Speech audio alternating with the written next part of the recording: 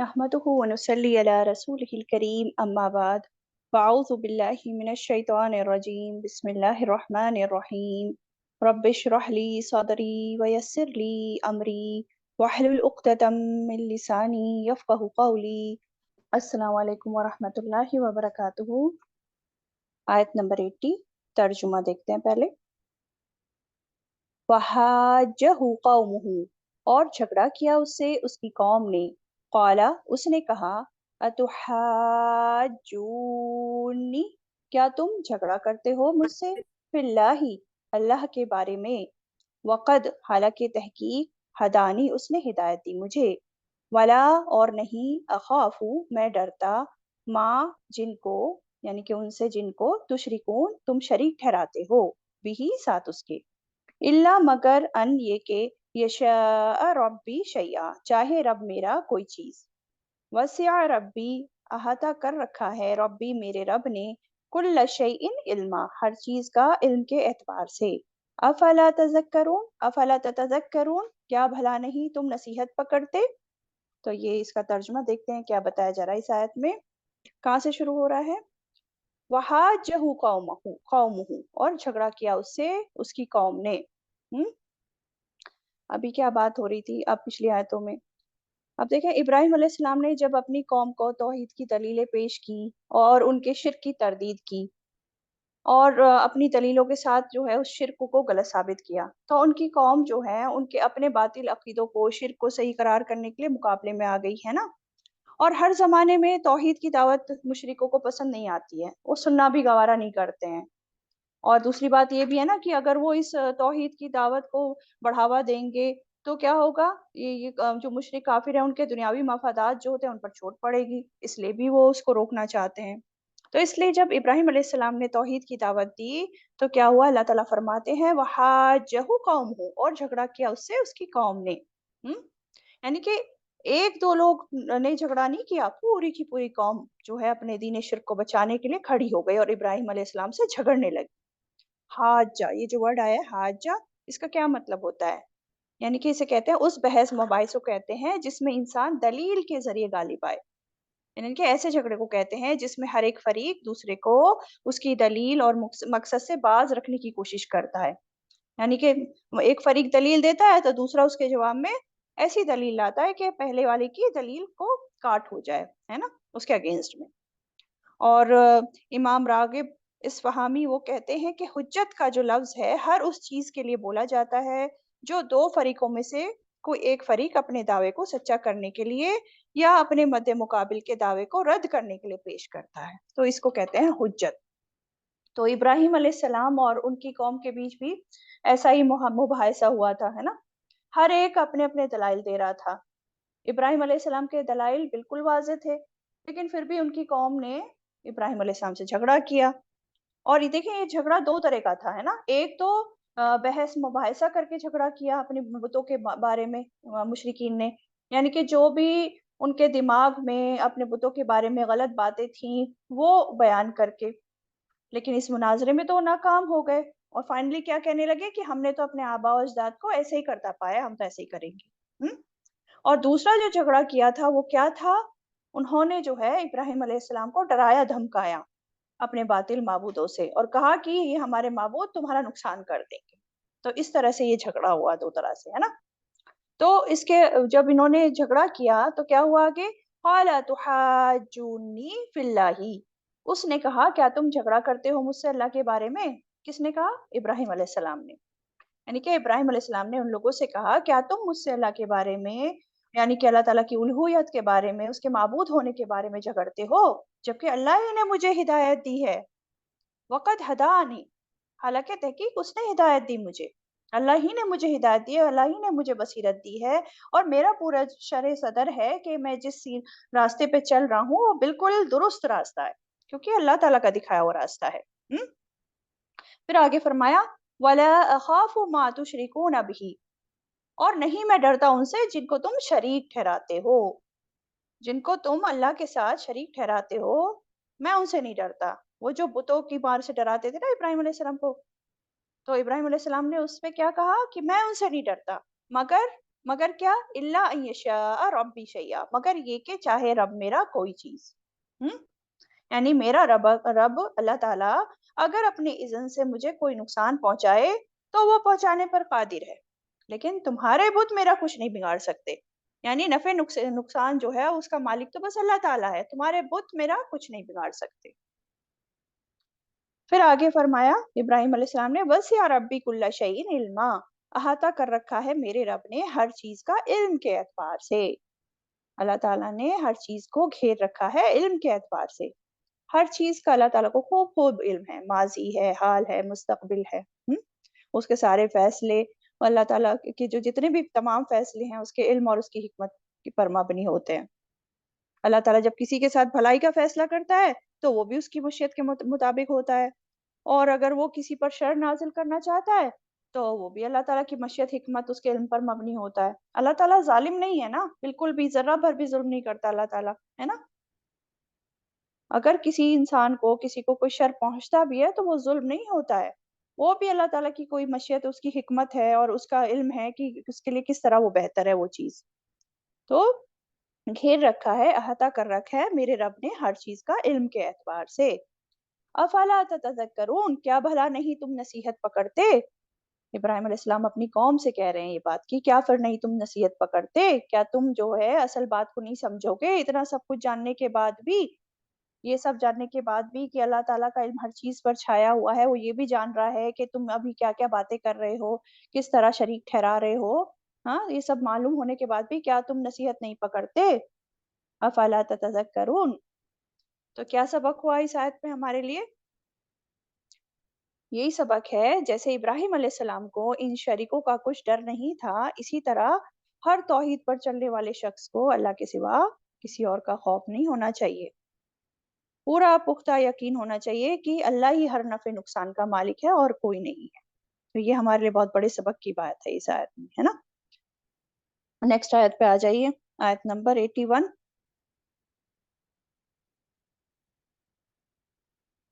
वकैफ अखाफु मा अशरकतुम, और क्यों कर मैं डरूं उससे जिसको शरीक बनाया तुमने। वला तखाफूना, जबकि नहीं तुम डरते। अन्नकुम, वला तखाफूना, जबकि नहीं तुम डरते। अन्नकुम, के बेशक तुम, अशरकतुम, शरीक बनाया तुमने, बिल्लाही, अल्लाह का। मालम, उसे जो नहीं, लम नहीं, नजिल, उसने नाजिल की, बिही, जिसकी, अलैकुम, तुम पर, सुल्ताना, कोई दलील। फ़अय्युल फ़रीक़ैनी, तो कौन सा दोनों ग्रोहों में से, अहक्कु, ज्यादा हकदार है, बिल अमन, अमन का, इन कुंतुम तालमून, अगर हो तुम जानते। अब क्या इब्राहिम अलैहिस्सलाम क्या कह रहे हैं, वकैफा अखाफु, और क्यों कर मैं डरूं उससे जिसकी, उससे जिसको शरीक बनाया तुमने। हम्म, यानी कि जिसको तुम अल्लाह ताला का शरीक बना रहे हो, उन सब से मैं क्यों डरूं, जबकि डरना तो तुमको चाहिए ना कि तुम अल्लाह ताला का शरीक बनाते हो। वो अल्लाह ताला जो इतनी बड़ी कायनात का खालिक मालिक मुदब्बिर है, जो सबसे बड़ा है, उससे तुम नहीं डरते हो। तो डरना तो तुम्हें चाहिए और तुम नहीं डर रहे हो, ये तो बड़े हैरान कुन बात है। मैं क्यों डरूं उनसे जिनको तुम शरीक बना रहे हो। वला तखाफूना अन्नकुम अशरकतुम बिल्लाह, और जबकि नहीं तुम डरते कि बेशक तुम शरीक बनाया तुमने अल्लाह का। और क्या है इसमें कि तुम जो शरीक बना रहे हो, मालम युनज़िल बिही अलैकुम सुल्ताना, उसे जो नहीं उसने नाजिल की, जिसकी तुम पर कोई दलील। हम्म, यानी कि जो तुमने इन बुतों को शरीक बनाया है, अल्लाह ने इनकी इबादत के बारे में तो कोई दलील नहीं दी है, कोई बुनियाद ही नहीं है तुम्हारे पास जो तुम उनको अल्लाह का शरीक ठहराते हो, है ना। तो हकीकत यही है कि शिर्क की कोई दलील नहीं होती। ये तो सिर्फ जो हैं तवहुमात, ख्यालात होते हैं, शैतान के वसवास होते हैं, जो इंसान के दिल को घेर लेते हैं, और फिर इंसान जो है अल्लाह को छोड़कर किसी और की बड़ाई मोहब्बत में इतना मुब्तला हो जाता है, इतना मुब्तला हो जाता है कि उसी को फिर अपने नुकसान का मालिक समझने लगता है। सूरह नजम आयत 23 में आता है, इन हिया इल्ला अस्माउन सम्मैतुमूहा अंतुम व आबाउकुम मा अंज़लल्लाहु बिही बिहा मिन सुल्तान, यानी ये तो महज कुछ नाम हैं जो तुमने और तुम्हारे बाप दादा ने रख लिए हैं, अल्लाह ने तो उनकी कोई दलील नाजिल नहीं की। सूरह नजम में भी इसकी जो है वजाहत की गई कि अल्लाह ताला ने कोई दलील नहीं नाजिल की है इन सब की, ये तो तुमने खुद से कुछ नाम रख लिए हैं और उनकी इबादत करना शुरू कर दिया है। फिर आगे फरमाया फ़अय्युल फ़रीक़ैनी, तो कौन सा दोनों ग्रोहों में से अहक्कु बिल अम्न, ज्यादा हकदार है अमन का। इन दोनों ग्रोहों में से अमन का कौन ज्यादा हकदार है, बताओ जरा, इन कुंतुम तालमून, अगर हो तुम जानते। कौन से दो फरीक हो गए? फरीक देखिए, फरीक कहते हैं कसीर तादाद के लोगों का एक गिरोह, जो दूसरे लोगों के गिरोह से फर्क होता है, अलग होता है। यानी कि एक गिरोह बिल्कुल उसमें काफी सारे लोग होंगे, और वो गिरोह जो है दूसरे गिरोह से जिसमें भी ज्यादा लोग होंगे उससे बिल्कुल फर्क होगा, है ना, मुमताज होगा। तो अब यहाँ पे यही बात कही जा रही है कि दोनों फरीकों में से कौन अमन में होगा। हम्म तो कौन कौन से फरीक हो गए? दो, एक तरफ तो मुशरिकीन हो गए, जो अल्लाह के सिवा दूसरों को पुकारते हैं, उनको हाजत रवा मुश्किल कुशा समझते हैं, अपने नफे नुकसान का मालिक समझने वाले हैं, है ना, जिसकी कोई बुनियाद नहीं, कोई हकीकत नहीं, दलील नहीं, जो कि सिर्फ झूठ पर मबनी है उनका सोचना करना। और दूसरी तरफ कौन सा गिरोह है? इब्राहिम अलैहिस्सलाम, जो कि खालिस तौहीद पर थे, और अल्लाह के दिए हुए इल्म पर जो है उसी के जरिए जो है, जो बसीरत उनको मिली थी उसके मुताबिक जो है तौहीद पर वो इस्तकामत के साथ जमे हुए थे। और फिर वो लोग भी जो इब्राहिम अलैहिस्सलाम की मिल्लत पर हैं, है ना। तो इन दोनों फरीकों में से अमन में कौन है? कौन अमन, कौन से अमन की बात हो रही है? दुनिया में भी अमन और क़यामत के रोज भी। कौन अमन में होगा? कौन अल्लाह के अजाब से जो है बच सकेगा? कौन अल्लाह ताला की पकड़ से बच सकेगा? तो देखें, बेसिकली दुनिया में दो तरह की मखलूक़ात होती है। एक तो जो अल्लाह की इताअत की पाबंदी करती है, और दूसरी जो इताअत नहीं करती है ना? ये तो ब्रॉडर टू कैटेगरीज हो गई। अब जो एक तो इताअत करती ही नहीं है, वो तो बिल्कुल अलग हो गई, और एक जो इताअत कर भी रही है, उसमें भी दो तरह के लोग होते हैं। एक तो मखलूक वो है जो मजबूरन इताअत करती है, उसको तो चॉइस अल्लाह ताला ने दी ही नहीं है, उसको तो प्रोग्रामिंग ही अल्लाह ताला ने इस तरह की है कि इताअत करनी ही करनी है, जैसे कि सूरज, चाँद, सितारे, ये सारी चीज़ें, है ना? और इंसान बाय चॉइस करता है, यानी कि उसको अल्लाह ताला ने इख्तियार दिया है। तो इंसानों में जो इताअत करते हैं, वो इरादतन इताअत करते हैं। हुँ? और जो लोग अपने इरादे इख्तियार का सही इस्तेमाल नहीं करते, वो नाफरमानी करते हैं अल्लाह ताला की, वो सरकशी इख्तियार कर लेते हैं। तो जो अल्लाह की इताअत करते हैं, तो उनका आपस में टकराव नहीं होता, आप देख सकते हैं। जैसे इतने सितारे हैं, सैयारे हैं, बेशुमार है ना, हम गिन भी नहीं सकते। सब अल्लाह के हुक्म से चल रहे हैं और आपस में टकराते भी नहीं रहते हैं, बल्कि अमन में हैं सब एक साथ। इसी तरह जो भी बाकी चीज़ें हैं अपने-अपने दायरे-कार में काम करती हैं, और अपने दायरे से बाहर नहीं निकलती हैं, हद से तजावुज़ नहीं करती हैं, है ना? तो ये जो मखलूक़ात हैं डिफरेंट टाइप्स की।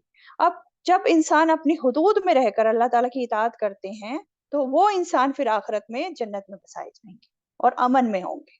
लेकिन जो सरकश लोग हैं, जो शिर्क करने वाले हैं, अल्लाह की इताअत से मुँह मोड़ने वाले हैं, वो अमन में नहीं हो सकेंगे फिर आखिरत में।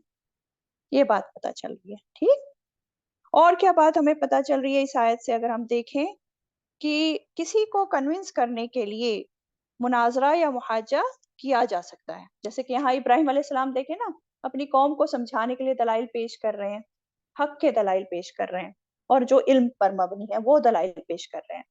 तो हम भी अच्छी दलील के साथ लोगों के क्वेश्चंस का जवाब दे सकते हैं, अगर वो वाक़ई में उस मकसद से आए हैं तो, कि हाँ, कुछ सीख कर हक को कबूल करें। ठीक?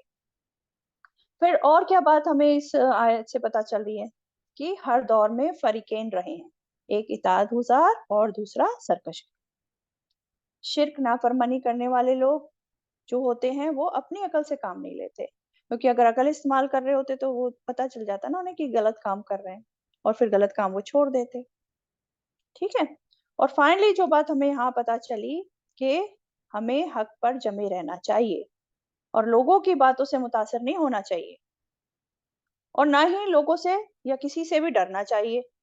अल्लाह से बस डरना चाहिए हमें, है ना? मान लो हम कोई गलत काम कर रहे हैं और अब उस काम को छोड़ना चाहते हैं, तो उस गलत काम को छोड़ने में अब हमें किसी का डर नहीं होना चाहिए। क्योंकि कोई किसी का कुछ नहीं बिगाड़ सकता। नफ़े नुकसान का मालिक तो बस अल्लाह ताला होता है, और कोई नहीं होता है। इसलिए किसी के प्रोपेगेंडे में आकर, किसी का डर खौफ होकर, ये नहीं कि हम हिजाब नहीं पहनेंगे, हम ये नहीं करेंगे, मतलब डर के बैठ जाएँ। नहीं, बस हक पता चल गया, उसे कबूल करना है, उस पर अमल करना है। ये बारी सारी बातें हमें इन आयतों से समझ आ रही हैं। ठीक? आयत नंबर 82, अल्लज़ीना आमनू, वो जो ईमान लाए, وَلَمْ يَلْبِسُوا إِيمَانَهُمْ بِظُلْم، اور نہیں انہوں نے ملایا اپنے ایمان کو ساتھ ظلم کے. أُولَئِكَ لَهُمُ الْأَمْنُ، یہی لوگ ہیں ان کے لیے امن ہے. وَهُمْ مُهْتَدُونَ، اور وہ ہی ہدایت یافتہ ہیں.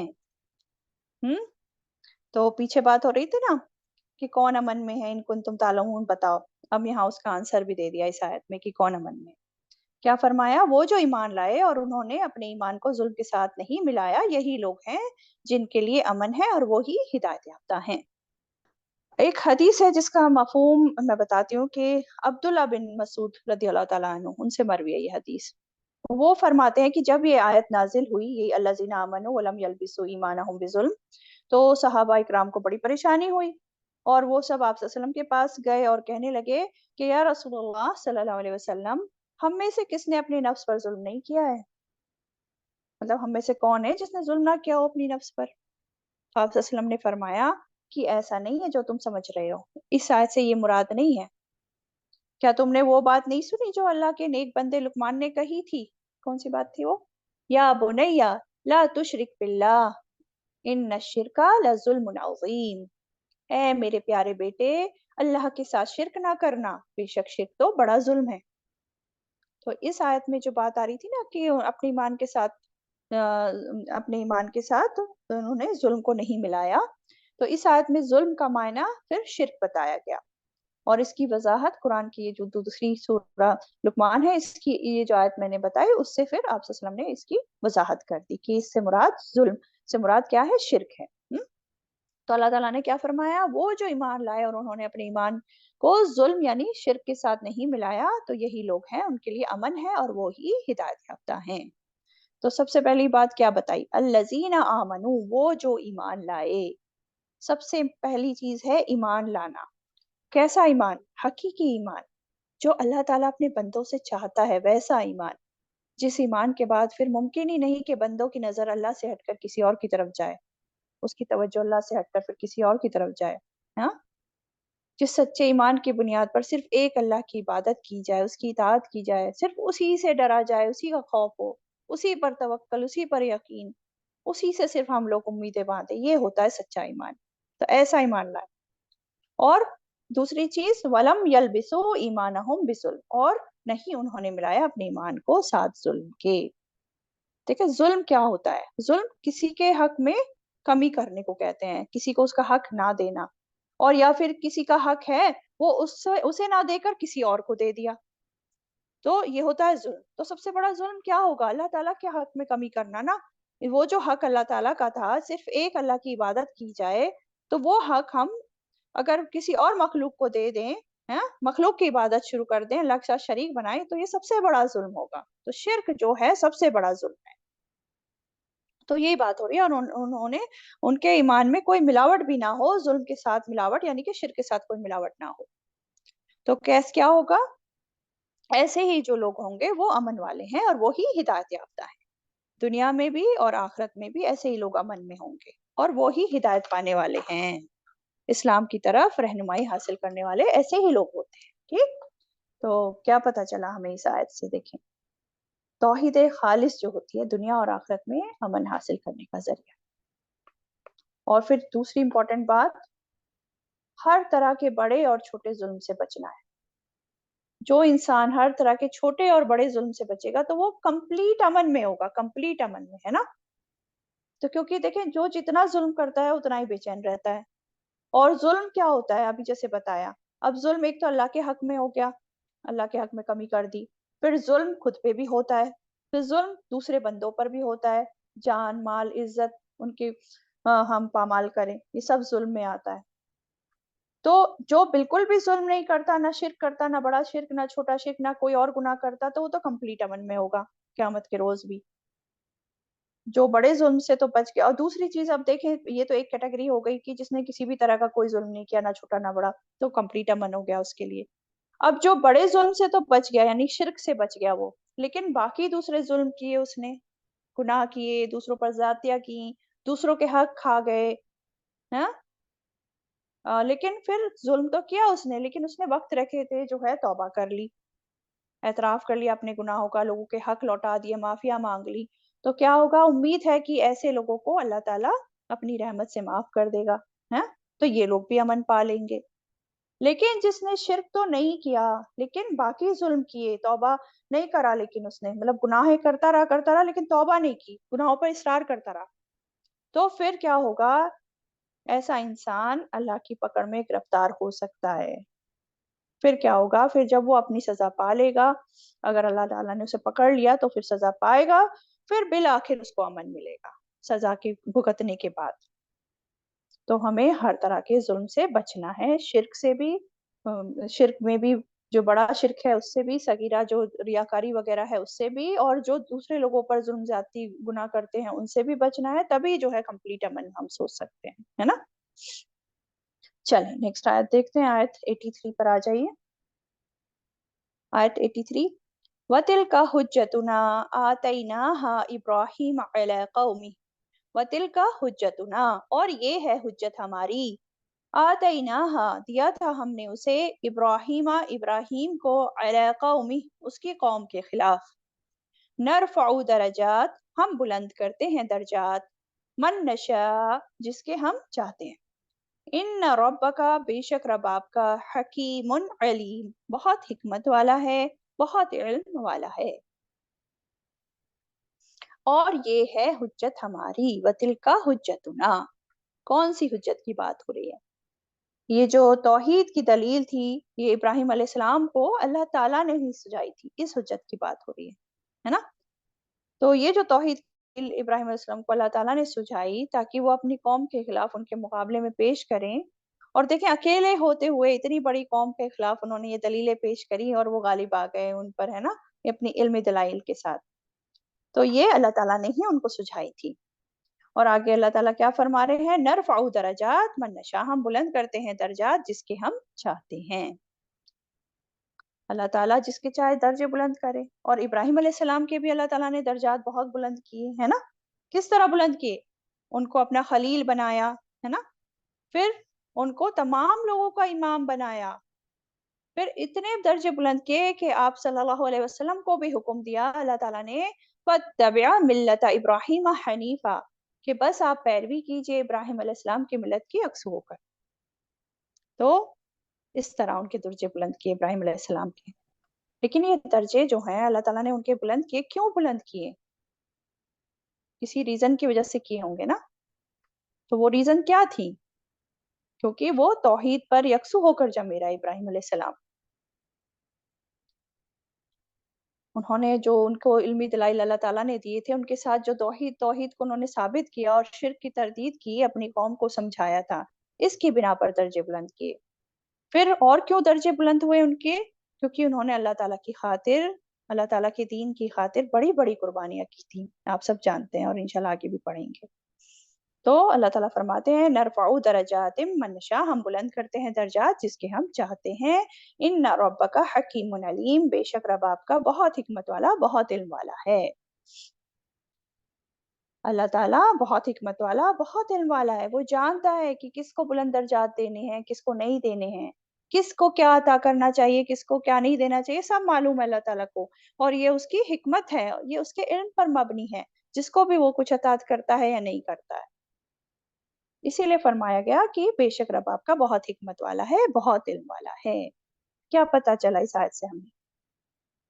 یہی بات پتا چل رہی ہے نا کہ اہل علم کے لیے بلند درجات ہوتے ہیں، اہل علم ان کے لیے بلند درجات ہیں، اور اسپیشلی کون سے اہل علم؟ صرف علم رکھنا کافی نہیں ہے، وہ اہل علم جو صاحب علم ہونے کے ساتھ ساتھ باعمل بھی ہوں اور معلم بھی ہو، جو دوسروں کی بھی رہنمائی کریں، خود بھی عمل کریں پھر اور دوسروں کو بھی سکھائیں، ان کے لیے پھر اونچے درجات ہوتے ہیں۔ اللہ تعالیٰ ہم سب کو ان میں کرتے ہیں۔ نیکسٹ آیت دیکھیں، آیت نمبر 84 پر آ جاتے ہیں۔ آیت 84، وَوَهَبْنَا لَهُ إِسْحَاقَ وَيَعْقُوبَ، اور عطا کیے ہم نے اسے اسحاق اور یعقوب، کُلًّا هَدَيْنَا، ہر ایک کو ہدایت دی ہم نے، وَنُوحًا هَدَيْنَا مِن قبل، اور نوح علیہ السلام کو ہدایت دی ہم نے اس سے قبل، وَمِن ذُرِّيَّتِهِ، اور اس کی اولاد میں سے، داود و سلیمان و ایوب و یوسف و موسیٰ و ہارون، اور اس کی اولاد میں سے داؤد علیہ السلام اور سلیمان علیہ السلام اور ایوب علیہ السلام اور یوسف علیہ السلام اور موسیٰ علیہ السلام اور ہارون علیہ السلام کو۔ وَكَذَلِكَ نَجْزِي الْمُحْسِنِينَ، اور اسی طرح ہم بدلا دیتے ہیں احسان کرنے والے کو، احسان کرنے والوں کو۔ سبحان اللہ۔ اب دیکھیں ابراہیم علیہ السلام کی بات ہو رہی تھی ہے نا، اور ابراہیم علیہ السلام پر اب اتنی ساری آزمائشیں آئیں اور انہوں نے ان آزمائشوں کا صبر کے ساتھ اور استقامت کے ساتھ جو ہے سامنا کیا اور اس میں کامیاب ہوئے، ہے نا۔ اب جب یہ ان آزمائشوں میں کامیاب ہو گئے تو اللہ تعالیٰ نے بطور انعام ابراہیم علیہ السلام کو کیا عطا کیا؟ نعمتوں سے نوازا۔ تو اس آیت میں کیا بتایا جا رہا ہے؟ اور عطا کیا ہم نے انہیں اسحاق اور یعقوب، یعنی کہ ابراہیم علیہ السلام کو بطور انعام پھر اللہ تعالیٰ نے اسحاق علیہ السلام اور یعقوب علیہ السلام عطا کیے۔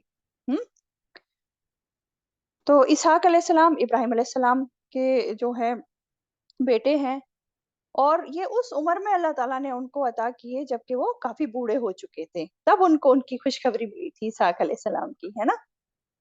اور جب اسحاق علیہ السلام کی خوشخبری ملی تھی تو ساتھ میں ہی یعقوب علیہ السلام کی بھی اللہ تعالیٰ نے خوشخبری دے دی تھی۔ اور یعقوب دیکھیں عقب سے ہے، پیچھے آنے والا، یعنی کہ یہ بعد میں آئے تھے، یہ یعقوب علیہ السلام پھر بعد میں آئے اور پھر ان سے آگے فردر نسلیں چلی بنی اسرائیل کی، جیسا کہ آپ سب جانتے ہیں۔ تو فرمایا اور عطا کی ہم نے اسے اسحاق اور یعقوب۔ اب یعقوب علیہ السلام اسحاق علیہ السلام تو بیٹے ہیں، ہے نا، ابراہیم علیہ السلام کے، لیکن یعقوب علیہ السلام تو بیٹے نہیں ہیں، لیکن یہاں پہ ان کو کیا کہا جا رہا ہے؟ اور عطا کی ہم نے اسے۔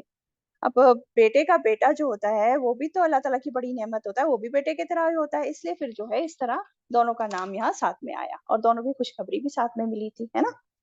پھر آگے فرمایا کُلًّا ھَدَیْنَا، ہر ایک کو ہدایت دی ہم نے، یعنی اسحاق علیہ السلام، یعقوب علیہ السلام اور آگے بھی جن کا ذکر آ رہا ہے سب کو جو ہے اللہ تعالیٰ نے ہر ایک کو ہدایت دی، ہر ایک کو ہدایت کے راستے پہ اللہ تعالیٰ نے چلایا۔ یہاں پہ دیکھیں ایک بات کلیئر ہو رہی ہے کہ نبی اور رسول وہ بھی خود بخود ہدایت پانے کے قابل نہیں ہوتے، اللہ تعالیٰ ہی ان کو ہدایت کے راستوں پر چلاتا ہے۔ سبحان اللہ، یہ بات بھی یہاں بات سمجھ میں آ رہی ہے۔ پھر آگے فرمایا وَنُوحًا هَدَيْنَا مِن قَبْلُ، اور نوح علیہ السلام کو ہدایت دی ہم نے اس سے پہلے۔ اب نوح علیہ السلام کی بات آ گئی، ابھی ابراہیم علیہ السلام کی بات چل رہی تھی، اب نوح علیہ السلام کو بھی کی بات آئی۔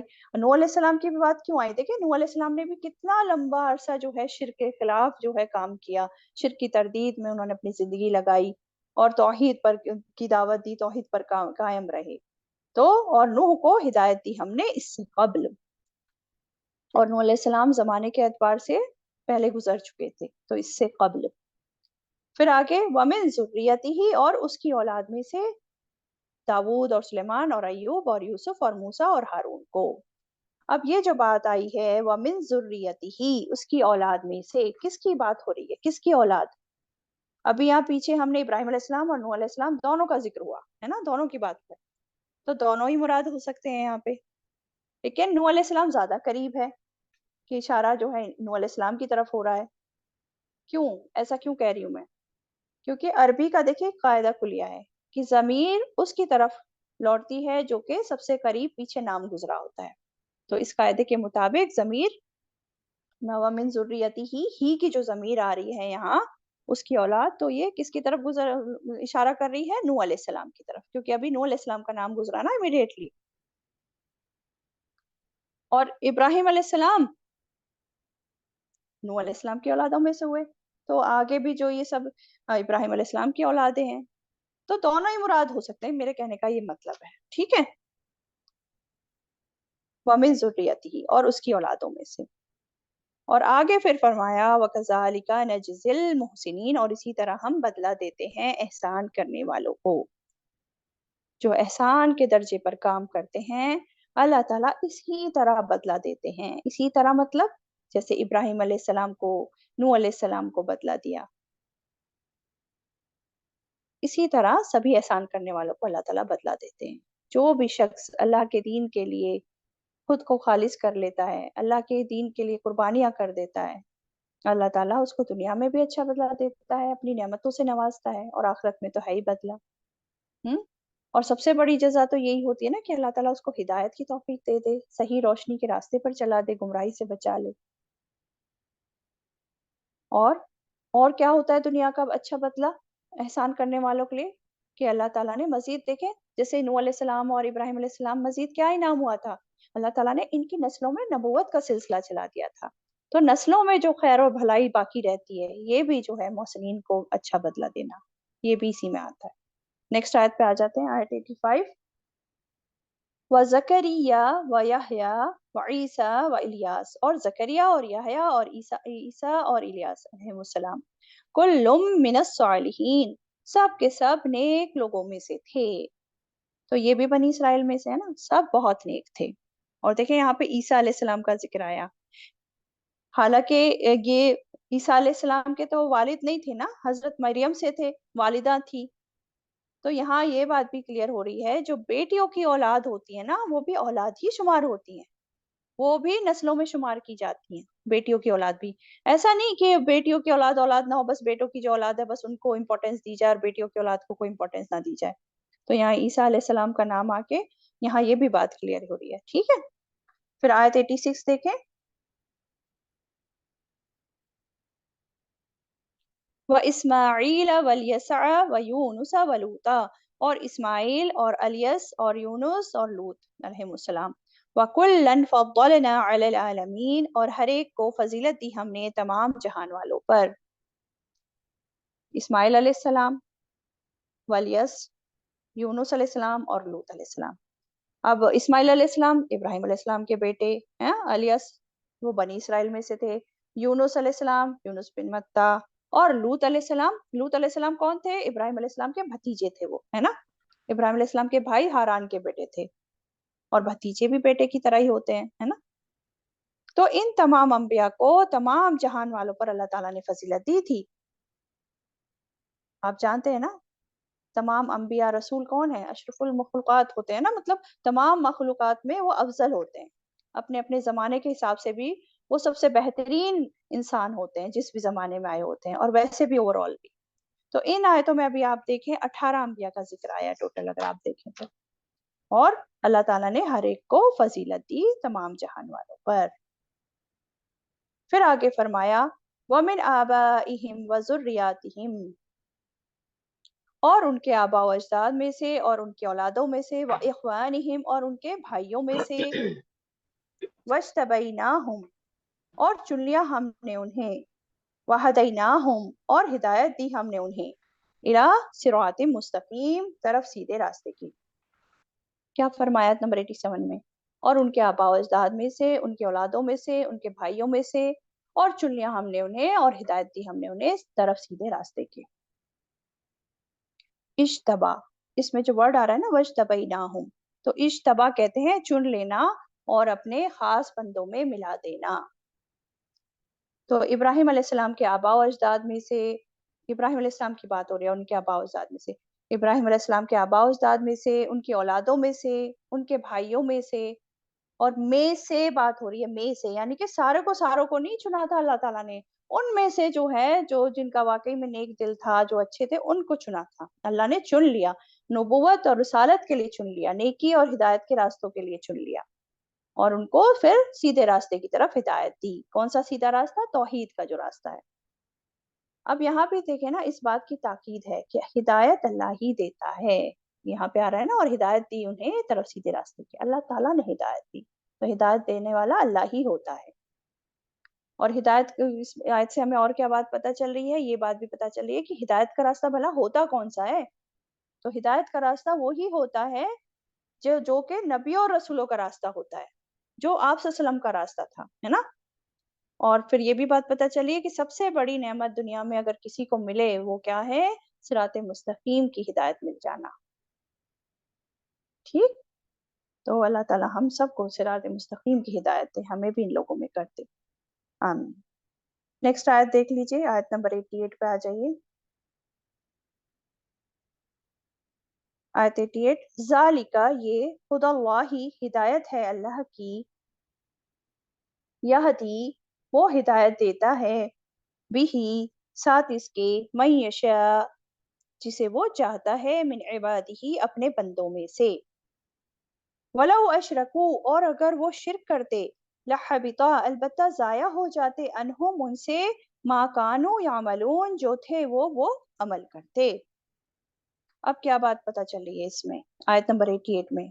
ذالکا ھدی اللہ یہدی بہ من یشاء، یہ ہدایت ہے اللہ کی، وہ ہدایت دیتا ہے ساتھ اس کے جسے وہ چاہتا ہے، یعنی کہ اللہ کی دی ہوئی ہدایت جو ہے وہ ہی ہدایت ہے، اور اس ہدایت کو وہ اپنے بندوں میں سے جس کو چاہتا ہے اس کو دیتا ہے۔ اب یہ نہ سوچے کہ اللہ ہدایت دے رہا ہے، اب ہمیں نہیں مل رہی ہدایت تو ہم کیا کریں۔ دیکھیں اللہ کا ہدایت دینا نہ دینا ایسا نہیں ہے بس ہوا میں۔ اللہ اگر کسی کو محروم کر رہا ہے ہدایت سے تو بس ایسے ہی نہیں کر رہا ہے محروم، بلکہ اللہ کو علم ہے کہ کون ہدایت پانے کے لائق ہے، کس کا دل جو ہے صاف ستھرا ہے جو کہ ہدایت کو قبول کر لے گا، اور اسی کو پھر اللہ تعالیٰ ہدایت کی نعمت سے نوازتا ہے۔ اور اللہ کو یہ بھی علم ہے کہ کس کا دل جو ہے ٹیڑھا ہے، کون سرکش ہے، کون تعصب سے بھرا ہوا ہے، تو اللہ تعالیٰ پھر ایسے انسان کو ہدایت سے محروم کر دیتا ہے، چاہے پھر وہ نبی کا بیٹا ہو یا باپ ہو یا کوئی بھی ہو۔ ہاں، اللہ تعالیٰ پھر یہ نہیں دیکھتا کہ کون کس سے رشتہ رکھتا ہے، اللہ تعالیٰ تو دل دیکھتا ہے۔ تو یہ اللہ تعالیٰ کی ہدایت دینے کا معیار ہے۔ پھر آگے فرمایا کہ وَلَوْ أَشْرَكُوا لَحَبِطَ عَنْهُمْ مَا كَانُوا يَعْمَلُونَ، کہ اگر وہ شرک کرتے البتہ ضائع ہو جاتے ان سے جو تھے وہ عمل کرتے، اور اگر وہ شرک کرتے، اب یہ وہ شرک کرتے وہ کس کی بات ہو رہی ہے؟ یہ انہی لوگوں کی بات ہو رہی ہے، انہی انبیاء کی بات ہو رہی ہے جو ابھی جن کا پیچھے ذکر گزرا ہے، جن کے پیچھے نام گنوائے گئے نا، کہ اگر وہ بھی شرک کرتے تو ان کے بھی اعمال ضائع ہو جاتے۔ اب دیکھیں نبی اور رسول کی بات ہو رہی ہے یہاں، نبی رسول ان کے اعمال دیکھیں کس درجے کے ہوتے ہیں، باقی لوگوں سے کس قدر بڑھ کے ہوتے ہیں، ان کا اخلاص، ان کا یقین، ان کا ایمان عام لوگوں سے بہت زیادہ بڑھ کر ہوتا ہے، اور عمل بھی جو ہے اللہ تعالیٰ کے دیے علم، تعلیمات اور رہنمائی کے مطابق وہ لوگ کرتے ہیں، یعنی کہ ان کی عبادات جو ہوتی ہیں وہ بھی بہت اونچے درجے کی باقی لوگوں سے بڑھ کر ہوتی ہیں، ہے نا۔ تو اگر یہ انبیاء رسول بھی اگر شرک کرتے تو ان کے بھی اعمال ضائع ہو جاتے، یہ بات بتائی جا رہی ہے اس آیت میں، ہے نا۔ جیسے سورہ زمر میں بھی یہی بات آئی، آیت 65 میں اگر آپ دیکھیں گے، اس میں کیا فرمایا اللہ تعالیٰ نے، وَلَقَدْ أُوحِيَ إِلَيْكَ وَإِلَى الَّذِينَ مِنْ قَبْلِكَ لَئِنْ أَشْرَكْتَ لَيَحْبَطَنَّ عَمْلُكَ، کیا مطلب ہے اس کا؟ اور بلا شبہ اے نبی صلی اللہ علیہ وسلم، اس کو خطاب ہے کہ آپ کی طرف اور ان پیغمبروں کی طرف جو آپ سے پہلے ہوئے ہیں وہی بھیجی گئی ہے۔ کیا وہی بھیجی گئی ہے؟ کہ اگر تم نے شرک کیا تو تمہارے عمل برباد ہو جائیں گے۔ تو اگر یہ انبیاء رسول اتنے بڑے مرتبے والے، اتنے بڑھ کر نیک عمل کرنے والے، اگر یہ بھی شرک کرتے تو ان کے بھی عمل سب ضائع ہو جاتے۔ اور وَلَقَدْ، اس میں جو بات آ رہی ہے نا، لَحَبِطَ، البتہ ضائع ہو جاتے، لا لگا ہوا، یعنی کہ یقیناً بات ہے، یہ ضرور ایسا ہو جاتا اگر وہ ایسا کرتے تو۔ دیکھیں انبیاء اور رسول تو شرک کرنے والے نہیں تھے، اللہ تعالیٰ نے ان کو محفوظ رکھا تھا، تو بیسیکلی ان کا اگزامپل دے کے ان کو یہ تنبیہ کر کے ہم کو تنبیہ کی جا رہی ہے، ہمارے لیے وارننگ ہے یہ چیز، سمجھ رہے کہ جب نبی اور رسولوں کو نہیں بخشا جائے گا تو ہم عام انسانوں کو کیسے بخشا جائے گا اگر ہم شرک کریں گے تو یہ اس میں ہمارے لیے تنبیہ ہے بیسیکلی۔ تو کیا پتہ چلا، شرک جو ہے نا، شرک یہ تمام اعمال کی بربادی کا سبب ہوتا ہے، بہت ہی بڑا بہت ہی عظیم گناہ ہوتا ہے شرک۔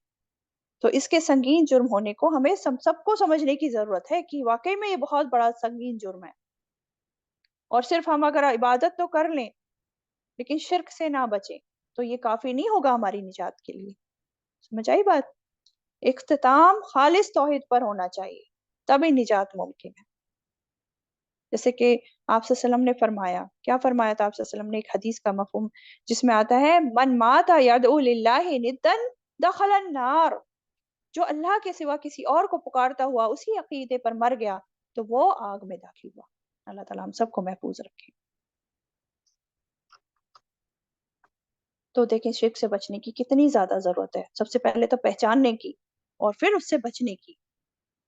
اگلی آیت دیکھتے ہیں، آیت 89، اولئک الذین آتیناہم الکتاب، یہی لوگ ہیں وہ جو دی ہم نے انہیں کتاب، والحکمہ اور حکمت، والنبوہ اور نبوت، فَإِن یکفر بہا، پھر اگر کفر کرتے ہیں اس کا وہ لوگ، ہؤلاء یہ لوگ، فقط تو تحقیق، وکلنا مقرر کر دیا ہم نے، بہا ساتھ اس کے، قومن ایک قوم کو، لیسو نہیں ہے وہ، بہا اس کا، بکافرین انکار کرنے والے۔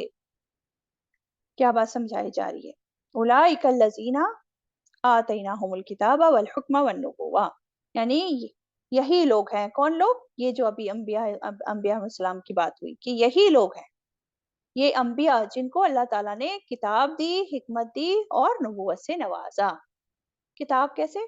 इब्राहिम अलैहिस्सलाम को सहीफे दिए गए, मूसा अलैहिस्सलाम को तौरात दी गई, दाऊद अलैहिस्सलाम को जबूर मिली थी, ईसा अलैहिस्सलाम को इंजील मिली थी, है ना? और क्या मिला था? वल हुक्मा, हुक्म। हुक्मा से क्या मुराद है?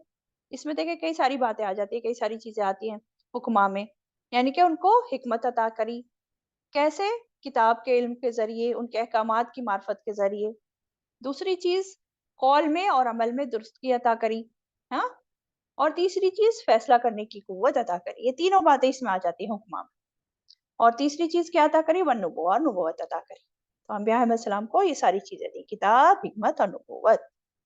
और फिर आगे फरमाया फ़ाइन यकफुर बिहा, फिर अगर कुफ्र करते हैं उसका ये लोग, यानी कि अब आप सल्लल्लाहु अलैहि वसल्लम को यहाँ खिताब है कि ए नबी सल्लल्लाहु अलैहि वसल्लम, अगर आपकी कौम के लोग उसका कुफ्र करते हैं, यानी कि कुरान का, आपकी नबूवत का इनकार करते हैं, तो क्या क्या बात है? अगर वो इनकार करते हैं, फ़क़द वक्कलना, तो तहकीक मुकर्रर कर दिया हमने साथ उसके एक कौम को।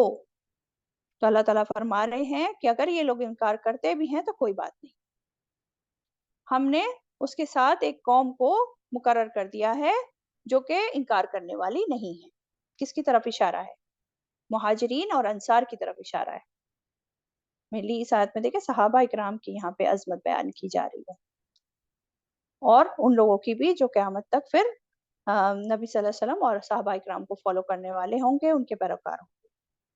अब ये देखें कि ये जो सूरत है मक्की सूरत है, और अभी जो हमने जितनी भी आयतें पढ़ी हैं और इब्राहिम अलैहिस्सलाम का मुनाज़रा, जो उन्होंने दलीलें पेश की, फिर अंबिया इस्लाम के बारे में, तो ये सब बातें कुरैश मक्का को समझाने के लिए बताई जा रही हैं कि अगर तुम इनकार करते हो तो इकरार करने वाले भी मौजूद हैं।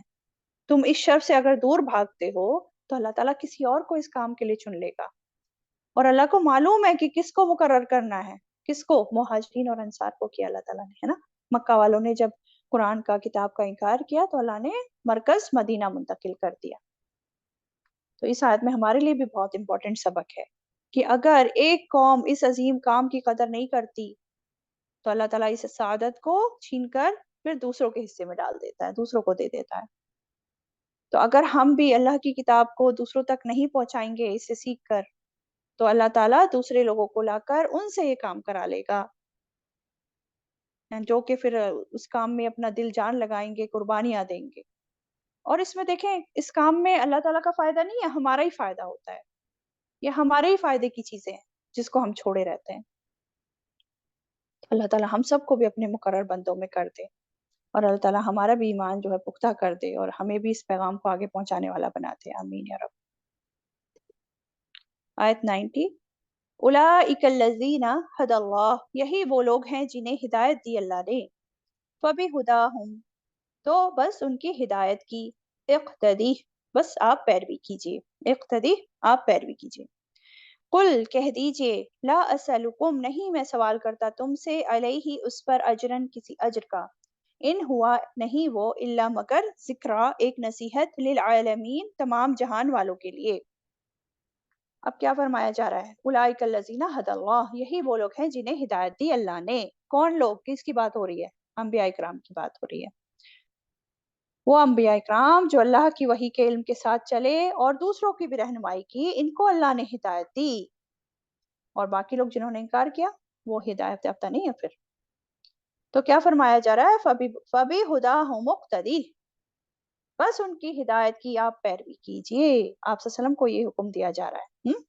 बस उनकी हिदायत की आप पैरवी कीजिए। इक्तदा, इक्तदा देखे किसे कहते हैं? इक्तदा, इक्तदा कहते हैं कौल, फेल और सीरत में किसी के निशाने कदम की पैरवी करना। तो यहाँ आप सल्लम को यहाँ हुक्म दिया जा रहा है कि आप जो हैं उन अंबिया की पैरवी कीजिए, उनके तरीकों पर आप चलिए। किस तरह उन्होंने सब्र किया, दीन पर साबित कदमी उन्होंने रखी, उसी तरीके पर आप भी चलिए। अब देखे ना, तमाम अंबिया तौहीद पर थे, सबका एक ही तरीका रहा, और उन्हीं की पैरवी करने को कहा जा रहा है, और हमें भी उन्हीं की पैरवी करनी। फिर आगे क्या फरमाया? कह दीजिए, नहीं मैं सवाल करता तुमसे उस पर किसी अजर का। आप सल्लम को कहा जा रहा है कि आप कह दीजिए। یعنی کہ مجھے یہ جو کام میں کر رہا ہوں، دین کی دعوت دے رہا ہوں، تمہیں صحیح راستے کی طرف بلا رہا ہوں، میں اس کام پر تم سے کوئی معاوضہ نہیں چاہتا ہوں، مجھے تم سے کوئی فائدہ نہیں چاہیے، دنیاوی فائدہ ہے کوئی بھی کسی بھی طرح کا فائدہ، میرا اجر تو اللہ کے پاس ہے، مجھے تو بس اللہ سے امید ہے۔ ہاں، تو آپ کہہ دیجئے ان سے۔ پھر ان ہوا الا ذکریٰ للعالمین، یہ تو سارے جہان والوں کے لیے نصیحت ہے۔ ان ہوا نہیں وہ مگر ایک نصیحت تمام جہان والوں کے لیے۔ یہ قرآن مجید کس کے لیے آیا ہے؟ تمام جہان والوں کے لیے۔ آپ صلی اللہ علیہ وسلم کس کے لیے آئے تھے؟ تمام جہان والوں کے لیے۔ تو انسان ہو یا جن ہو، یہ قرآن ہر ایک کے لیے نصیحت ہے۔ ہر انسان کو اس کی ضرورت ہے اپنی دنیا اور آخرت کے فائدے کے لیے، ہر ایک کو، صرف مسلمانوں کو نہیں، ہر انسان کو۔ اور قرآن ہر دور، ہر زمانے، ہر جگہ اور ہر قسم کے لوگوں کے لیے نصیحت اور یاد دہانی بن کے آیا۔ تو کیا سبق ہے ہمارے لیے؟ سبق یہی ہے، سب سے پہلی بات تو یہی ہے کہ اللہ کا پیغام آگے پہنچانے والا جو دائی ہوتا ہے، یا جو دائی بھی نہ ہو، جو جس بھی طرح سے اللہ کا پیغام آگے پہنچا رہا ہو، سب سے پہلے تو اس کی نیت خالص ہونی چاہیے۔ نیت کیا ہونی چاہیے؟ اللہ تعالیٰ کے لیے ہونی چاہیے۔ اس کی نیت میں یہ نہیں ہونا چاہیے کہ مجھے دنیا کا کوئی مرتبہ مل جائے، کوئی فائدے مل جائیں، کہیں سے کوئی مال دولت آ جائے، کوئی عہدہ مل جائے، وہ نیت نہیں ہونی چاہیے بالکل بھی۔ بس لوگوں کی سچی خیر خواہی اور اللہ تعالیٰ کی رضا، یہ نیت ہونی چاہیے۔ ٹھیک ہے؟ پھر اور کیا بات سمجھ میں آئی، کیا سبق ہے ہمارے لیے؟ یہ دیکھیں، قرآن ہر ایک کے لیے نصیحت بتایا ہے نا، ہر ایک کی ضرورت ہے اس قرآن کی، تو اس قرآن کو ہمیں سیکھنا ہے، اور جب سب کی یہ ضرورت ہے تو اس پیغام کو آگے بھی پہنچانا ہے، کیونکہ سب کو اس کی ضرورت ہے۔ اور فائنلی یہ بات پتہ چلی کہ ہمیں بھی انبیاء جو ہیں، انبیاء علیہ السلام، ان کے طریقے کی پیروی کرنی ہے۔ آپ صلی اللہ علیہ وسلم کو بھی ان کے راستے پر چلنے کو کہا گیا، ان کو یہاں یہی حکم دیا گیا، اور ہمارے لیے بھی پھر یہی حکم ہے کہ ہمیں بھی خالص توحید کے راستے پر چلنا ہے۔ جس طرح انہوں نے اپنی زندگی بسر کری، اسی طرح ہمیں بھی اپنی زندگی بسر کرنی ہے، صبر کے ساتھ، دین پر استقامت کے ساتھ۔ ٹھیک ہے؟ اللہ تعالیٰ ہم سب کو انہی جیسا بنا دے، ان کو سچی پیروی کرنے والا، اطاعت گزار، اللہ تعالیٰ کا اطاعت گزار بنا دے۔ آمین یا رب۔ وآخر دعوانا ان الحمد للہ رب العالمین۔